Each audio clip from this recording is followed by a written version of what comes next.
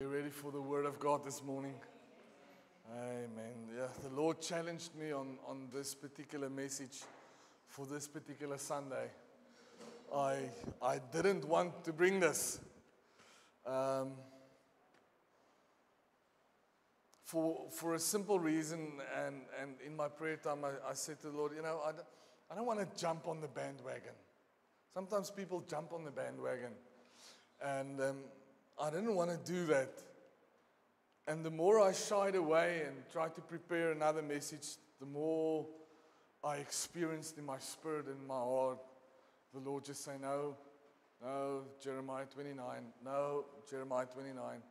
This is where I want you to be. This is what I want you to say to the church this morning. So Jeremiah 29 it will be.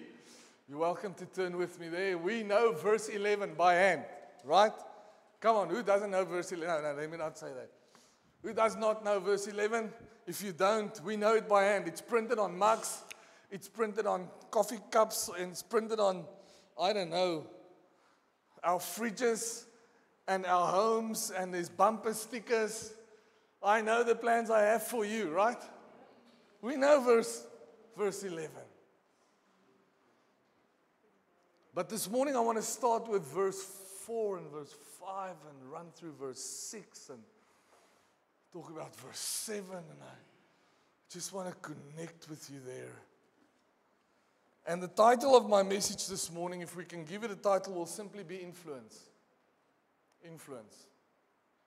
And I believe with everything inside of this 125 kilogram body,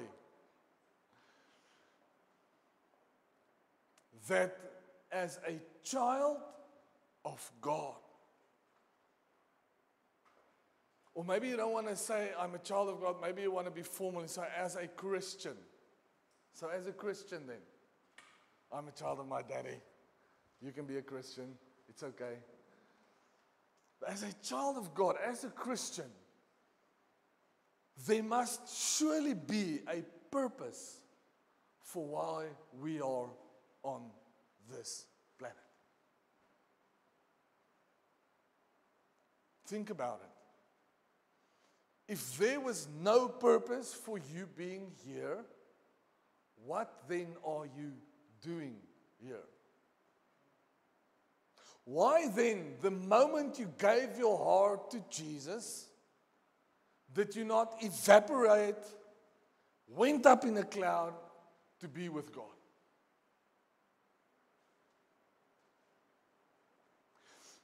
And yet, a lot of us, and sometimes me included, especially if things go wrong, and especially if things go bad, and especially if I take my eyes off Jesus and I start to put my eyes on other people and other happenings and other stuff that's happening, then I become one of those people that say, kan ons nie nou maar net hemel toe gaan nie?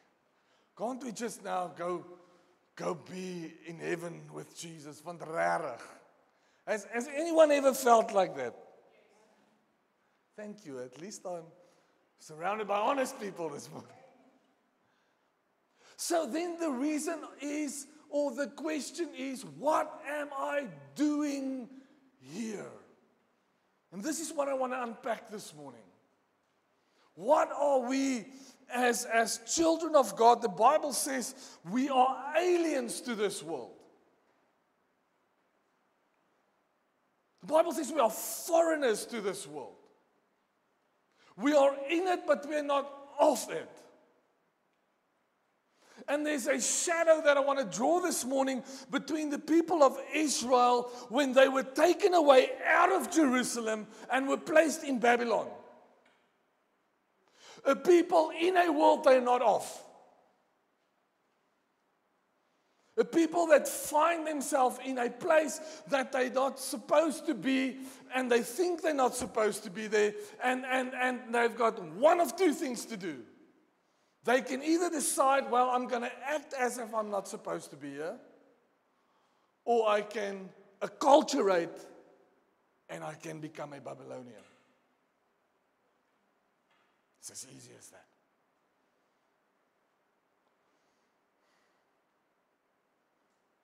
So this is where the people of Israel find themselves.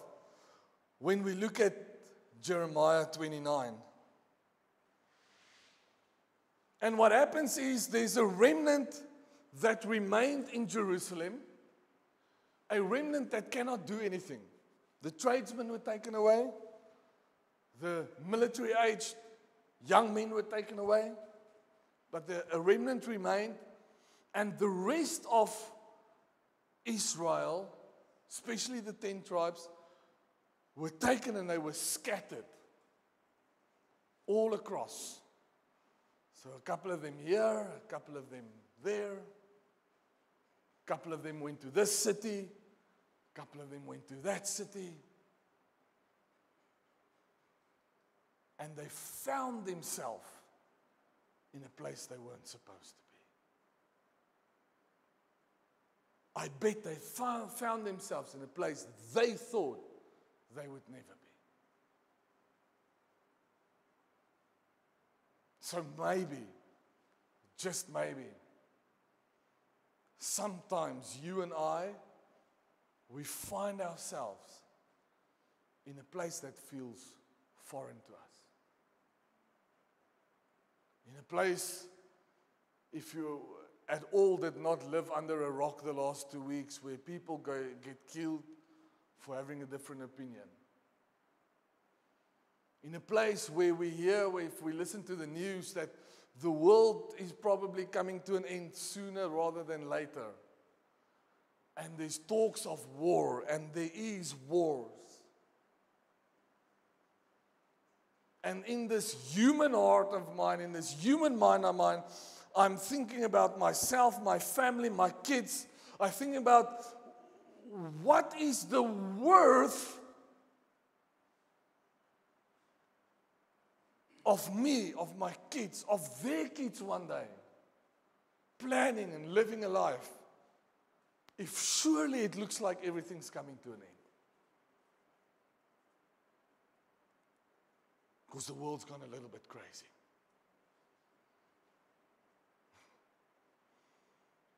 And it's as if everybody is running a little bit hot. Man!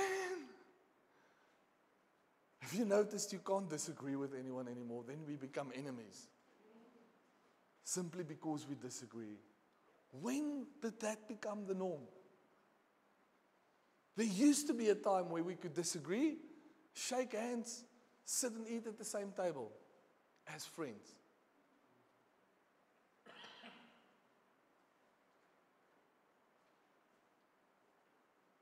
So how are we, as children of God, going to change that? Because I believe that God created us, placed us here on this planet, in this city, for such a time as this. You could have been placed anywhere in history. I could have been a baby in the year 1822 in the United States, but I'm not. I was born in the year 1979 in a little town called Bethlehem. Nee, waar's my ma? Ek is in Bethlehem gebore, nee? Ja. Huh? Ja, ja.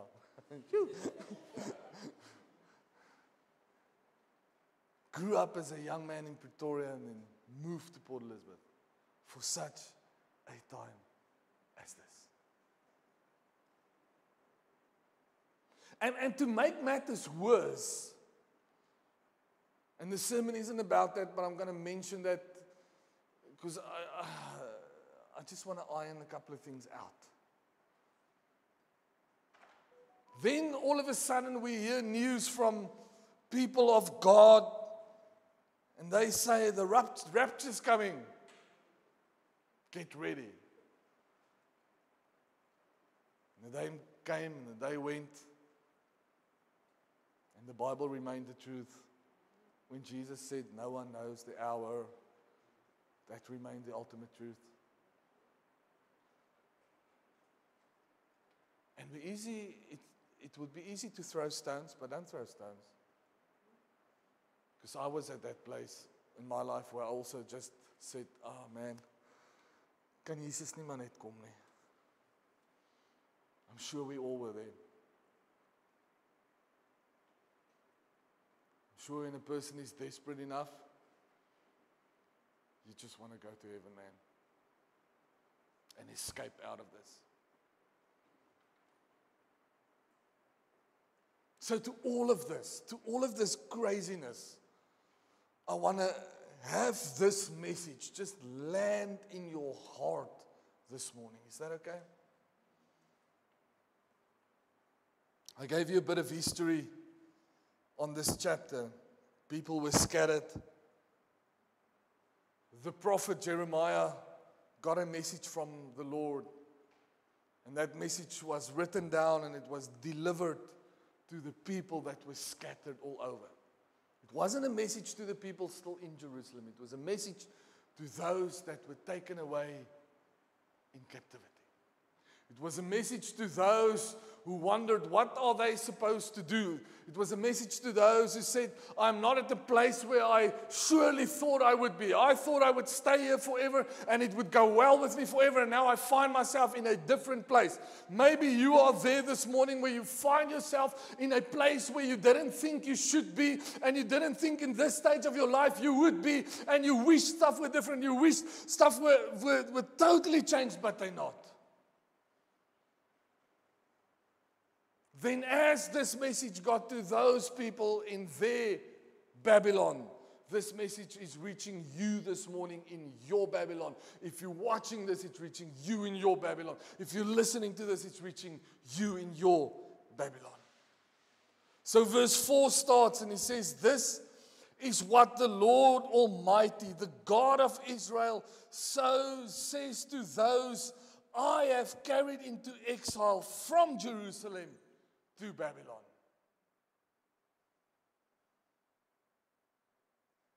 So maybe, just maybe, it was also God who carried you from a place you thought you were supposed to be to a place He wanted you to be.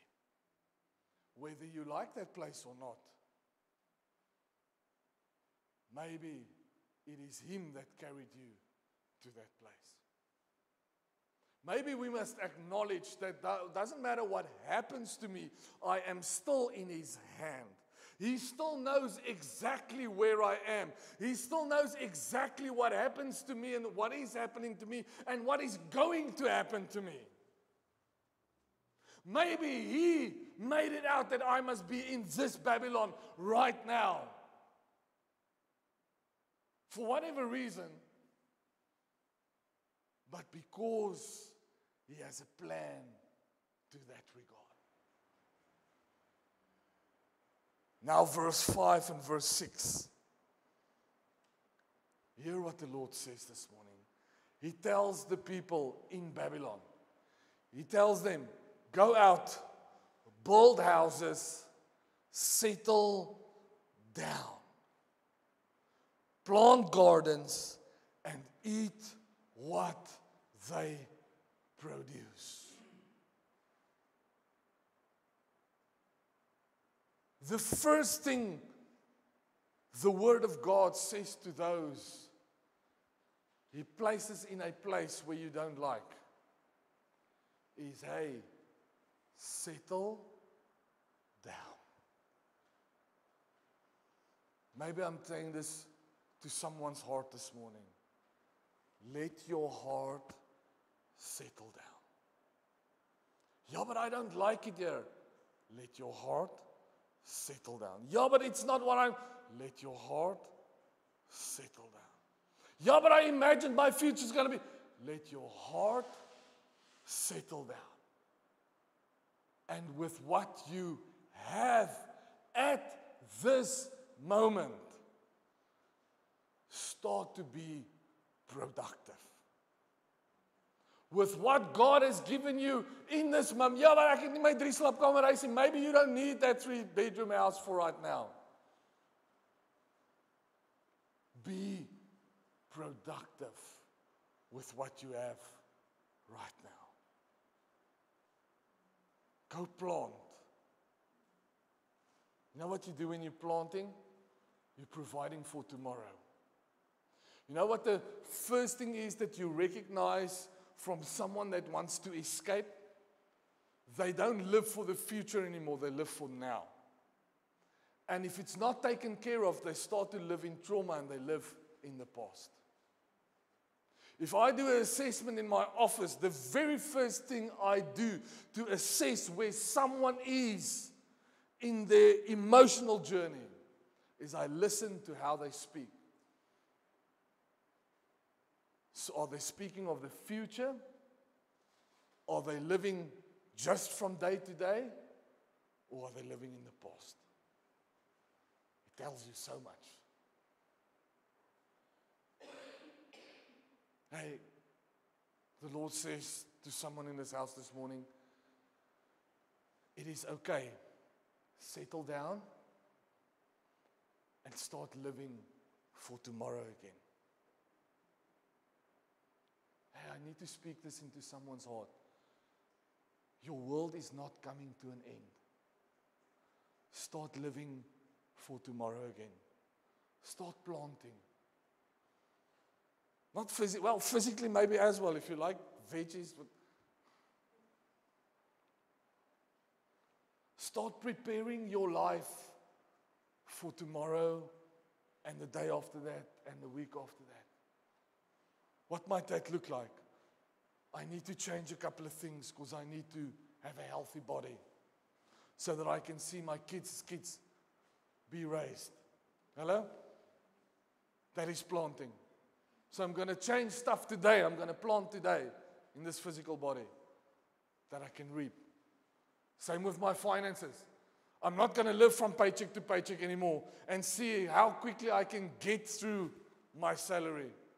I'm going to start putting money away, creating margin in how I live. Same with our friendships. Can we go there quickly? I'm not going to just hang out with anyone anymore. I'm going to plant and invest in friendships that I'm going to know is going to take me forward. And by the way, the friends I'm with forward. Because iron sharpens iron and friends form one another. And my Bible says that you get a brother, but you get a friend that is closer than a brother. As humans, we are made for connection. And the first sign that we are going for a place of escape is when we lose connection. We were never meant to lose connection. We're meant to have friends. Meant to have people that walk this journey with us. Maybe your planting is spiritual. I need to spend time with the Lord. So I'm going to set aside 30 minutes in the morning or in the evening or whenever. But whatever it is, and whatever the Holy Spirit might be prompting you right now, my prayer is that you would do this. That you would build, that you would settle down, that you would plant your gardens so that you are able to eat what it produces. See, if I don't do anything with my friendships, in 6 months' time I'm going to complain I'm alone. If I don't take care of my health, in 6 months' time I might complain that I need to go to the doctor a lot more than I should. I could use the same example in your finances, use the same example in your emotional life, I could use the same example in your spiritual life. You can choose right now. I'm going to plant or not. Verse 6. Marry and have sons and daughters. Gelukkig is hier nie jong getrouwde mense hier volgende, nie? Find wives for your sons and give your daughters in marriage so that they too may have sons and daughters. Increase in number where you are. Increase in number. Do not decrease. Increase in the space that you occupy, family.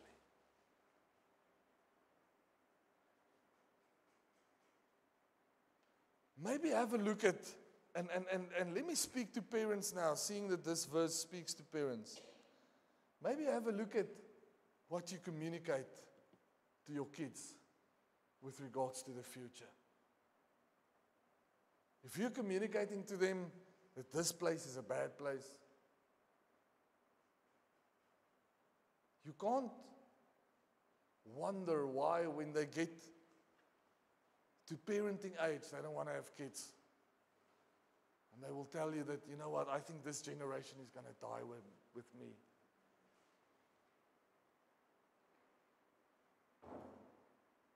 Or you can say to them,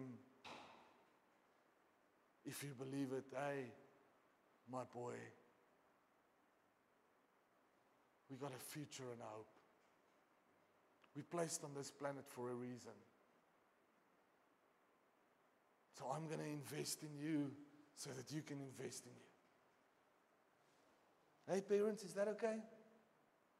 Can we stop just being negative Nellies when it comes to our future, because it drips onto our children, man.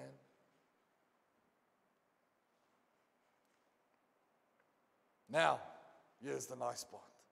Also, quickly tell the person next to you also. Also. Tell it to your second favorite person, die een wat nie nou mee gepraat het nie. Tell him also. Tell him also. Look at this. Seek the peace and prosperity of the city which I have carried you into exile. Pray to the Lord for it, because if it prospers, you too will prosper. Don't answer me, but when was the last time you prayed for the prosperity of Port Elizabeth, of Capes? When was the last time? Or do you do like I do sometimes and just speak about the negative stuff? Oh, they don't fix potholes, they don't fix street lights, they don't fix this, they don't, the politicians do this, they use our money, they do. I caught myself this week speaking so negative about our city. And then the Lord reminded me of this verse, as if to say, hey, stop. You that your mouth can make a difference, you stop speaking negative about your city. Start praying for your city. So I said, okay, that's what I'm going to do. Every time negative thought comes up and I want to speak negative over this city, I'm going to pray for it. I'm going to pray for its leaders. I'm going to pray for those politicians. Man, and if they don't want their hearts to be turned around, I'm going to pray to the Lord that the Lord will send us politicians with the right hearts. I don't care in which political party it is, their hearts must be right. Pray for servants that wants to serve our city. Right? Can we believe that the Lord can change the hearts of the people who governs our city? Can we believe that the Lord can change the hearts of the people that governs our environments and maybe our work and maybe where we drive and maybe where we... Can we just have a change of attitude and just, instead of complaining and being negative about it, just start to be positive and to pray about it? Because there's one thing I can promise you. You can't pray and be negative at the same time. I mean, really pray. I've heard people go, oh, this is where I am. Oh, Lord. I'm talking about faithful prayers. Prayers that move mountains. Prayers that say, in the Spirit, I know this isn't right, so I'll stand against it. In Jesus' name. Lord, your word says mountains will move, so we will move mountains in prayer. That's the prayers I'm asking for. Man, Seek the peace and prosperity of this city. Pray to the Lord for this city. Because if it prospers, this is the promise, you too will prosper. Yes, verse 8, this is what the Lord Almighty, the God of Israel, said. Do not let the prophets and the diviners among you deceive you. Do not listen to the dreams you encourage them to have. It is so much easier to listen to all of the negative voices, isn't it? It is so easy to listen to the guy that's telling you it's doom and gloom and the end of the world is coming and we're not going to understand each other and we're just going to draw further away from each other and there's going to be war in this country and there's not people that's going to not be liking other people, and do not believe them. Stop it. Stop believing those who have your baddest intent in mind. They divide us because if they can divide us, they will know that they can conquer. But if the children of God can just recognize that we can stand together, pray together, be together as people, we don't have to listen. We don't have to listen to social media, man.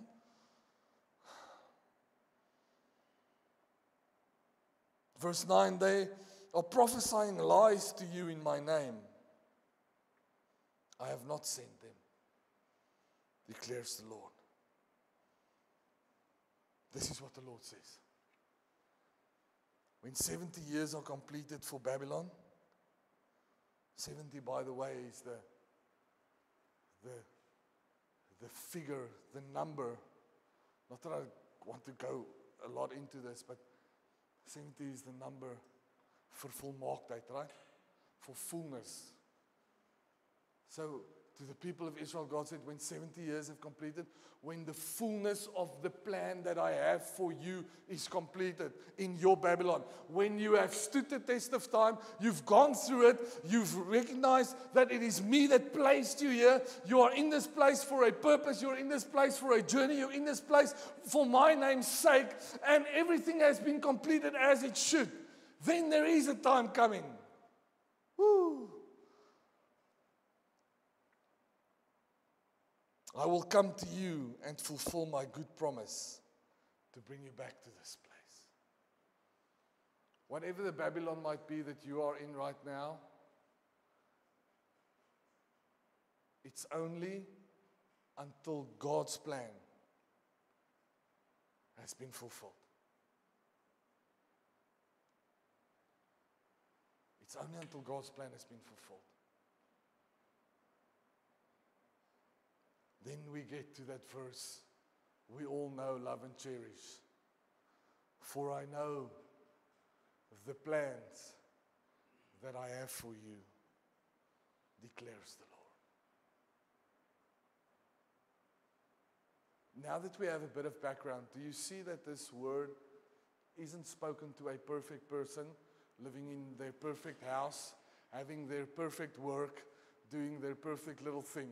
But it is spoken to a person living in their Babylon, a place where they don't want to be, where they are commanded to do something that they not really want to do, but they still do it because God says, go and plant and grow your families and live there and be there and pray for the people. It's a word given to imperfect people in an imperfect place that need to follow their journey because they were created for such a time as that. In the same way, we are created for such a time as this. For those people, God says, the plans I have for you. For those people that is not living in their perfect lives, that doesn't have their perfect finances, that needs to work on a lot of stuff maybe. Those people, like me, like this people. It's to those people God says, hey, you know what? I want to declare something over your life. The plans I have for you, they're good.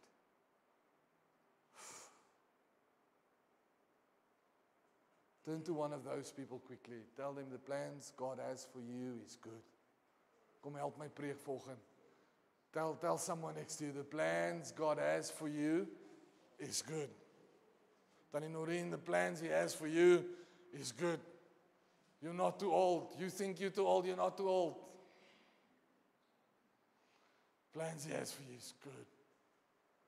It's good. It's good.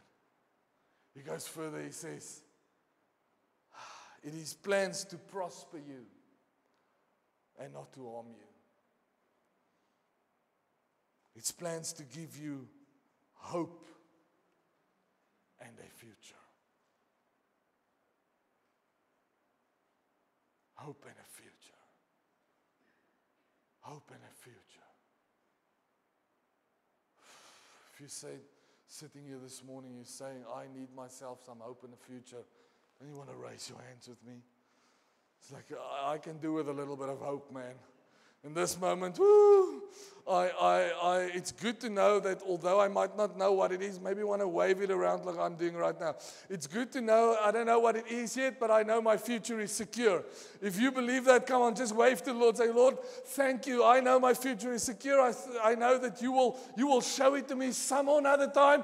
I will get there. I might be living in my Babylon right now, and my vervlakste kar wil nie altyd start nie, but it's also okay. I know I'm going to be at that place. I know I'm going to be at that place where my fridge will be full because I'm giving to you and I'm living what I should be living and I will be out of my Babylon for this moment. I will wave because I know I need a bit of hope and I know I need a future and I know I need to know that my future is secure, man. And until that day comes, I will keep on. Keep on. Keep on. I end with the next 3 verses. Then you will call on me. When? When is that then? Is that then referring to a one day? Or is that then referring to obedient people? I would challenge you and say that then is referring to obedient people. Because God says, go and do this, go and plant, go and do this. Go. And then He says, and then you will call on me and come and pray to me and I will listen to you.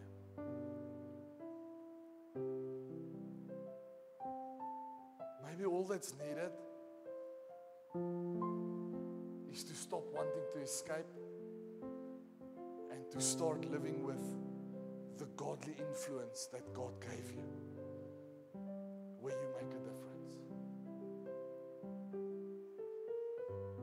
Maybe then you will know that the plans for you is good. His plans to prosper you. And when you call on His name, when you say, Lord, in my Babylon this morning, I really need, He will answer you.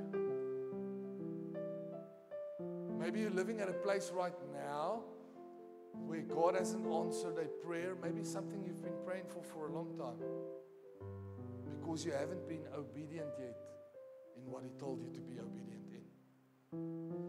So you are waiting for God and He's waiting for you. You are telling Him, Here gee my net nog 'n woord. He says, I'm not going to give you another word before you start doing the one I gave you.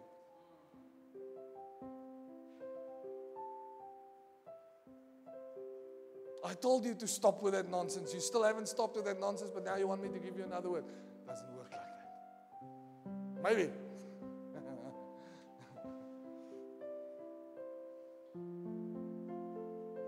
Verse 13. You will seek me and you will find me when you seek me with all your heart. I will be found by you, declares the Lord.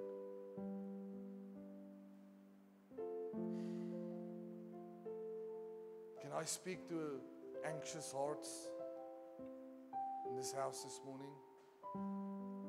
Can I speak to broken hearts in this house this morning? maybe even speak to heavy hearts in this place this morning. Do me a favor quickly. Take your hand. Doesn't matter which one. Place it here on your heart. That anxious heart, that heavy heart, that depressed heart. That heart that maybe doesn't know about tomorrow and is maybe not so sure.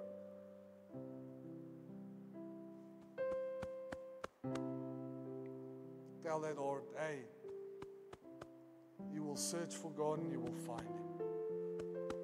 Don't worry. Don't worry. He says He will have Him be found by you. What is He saying? He's saying that He will not hide His face from you.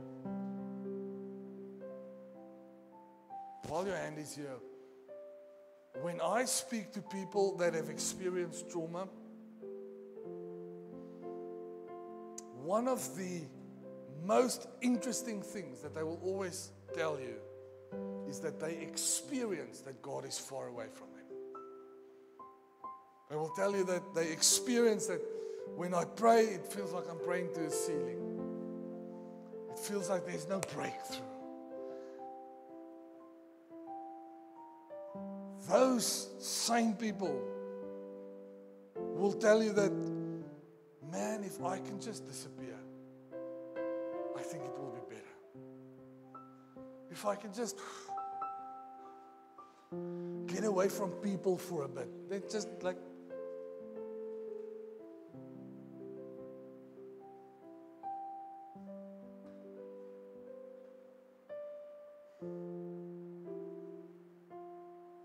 while your hand is still on your heart, maybe it's time. Maybe it's time you let go of that trauma. Sometimes it's one big thing. Sometimes it's just a bunch of tiny stuff that added up and added up and added up. And it got you to a place where you're stuck.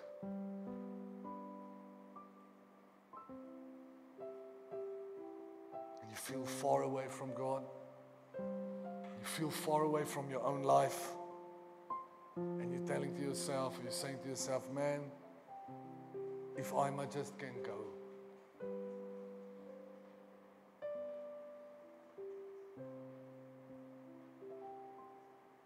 If I can but just experience heaven. Because regtig op hierdie planeet, it sucks.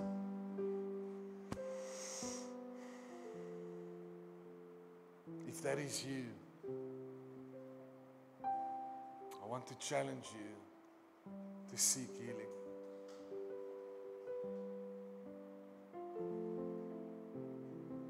I want to challenge you to change your perspective. And that's why the Word of God is so amazing. Because that's what the Word of God does. That's what the Spirit of God does. He heals broken hearts, right? I want to challenge you. Allow Him to step into those places. Those dark places, jy weet wat se plek ek van praat. Allow Him to step in. Allow Him to bring you from that captivity that's been clinging to your life for way too long. In fact, some of you, you reared it as if it is a little pet that you need to carry with you. You don't. You can put it down. This is my promise to you. I end with this. I will be found by you, declares the Lord, and will bring you back from captivity. I will gather you from all the nations and places where I have banished you, declares the Lord, and will bring you back to the place, everybody say the place, from which I carried you into exile. God's plan has never been to leave you in your Babylon. Do you see that? It's always been to bring you back. It's always been. to bring you to a place of healing, a place of restoration, a place of fulfillment. Always, always, always, always.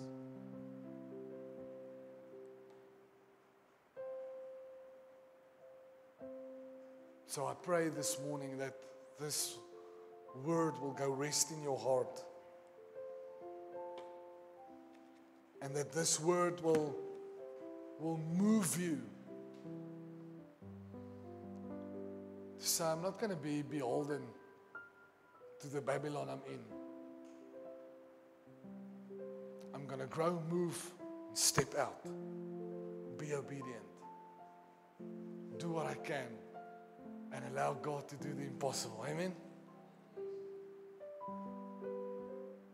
Because I know the plans He has for me. Now I know the enemy's plans as well. It's death and destruction. John 10:10 says that. But I know the plans He has for me. Even when I'm in exile, He still has plans. Even when I am in the worst of exile, He still has plans, and He still wants to bring me back. And He's going to do that. He's going to bring me back. He's going to bring you back. Amen? Amen? To everyone in this place, everyone watching this, everybody listening to this, there is never a place where you are too far away, where He cannot bring you back. He can bring you back to your Jerusalem. He knows the road. He knows the path. He knows every next step.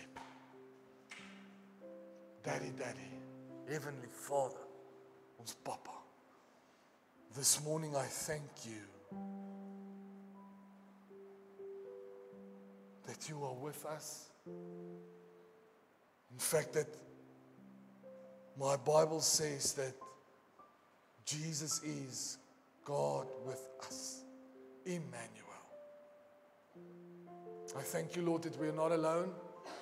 I thank You, Lord, that in this journey of life, where sometimes we find ourselves in exile, we find ourselves banished, and everything doesn't work the way it should, Your word is still our beacon. Your word is still our light. And we can go ahead and have influence on this world around us. In Jesus' mighty name. In Jesus' mighty name. Amen. Amen. Family, have some coffee with us. Don't go home immediately.